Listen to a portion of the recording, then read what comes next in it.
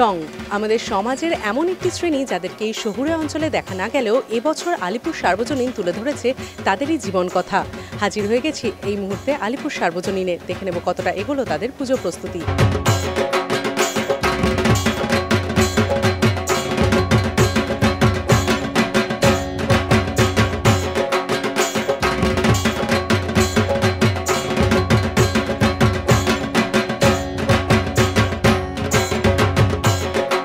30 তারিখ থেকে মাসাটের মানুষদের আসা শুরু হয়েছে। আমরা এবার প্রথম 24টা পুজোর মধ্যে আছি মাসাটে।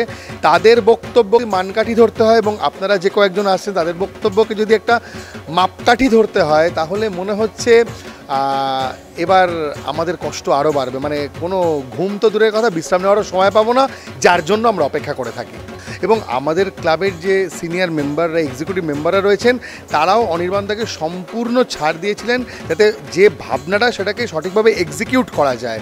আর আজকে যখন দাঁড়িয়ে আপনাদের প্রত্যেকের চোখের পরিতৃপ্তি দেখছি, তখন আমরা পরিতৃপ্ত হচ্ছি যে আমরা যেটা ভেবেছিলাম আমরা সেটাকেই পরিস্ফুটিত করতে পেরেছি আমাদের প্যান্ডেলে। মানে আমরা অর্গানাইজাররা যারা আমরা কোর কমিটিতে থাকি, ইউজুয়ালি আমরা কি করি, আমরা পুজো এবং এখন মাননীয় মুখ্যমন্ত্রী যে র্যালির ব্যবস্থা করেছেন তারপর আমরা ঘুরতে চলে যাই ইচ্ছাকৃত, কারণ এই সময়টায় থাকবো না, দেখবো না, থাকা যায় না।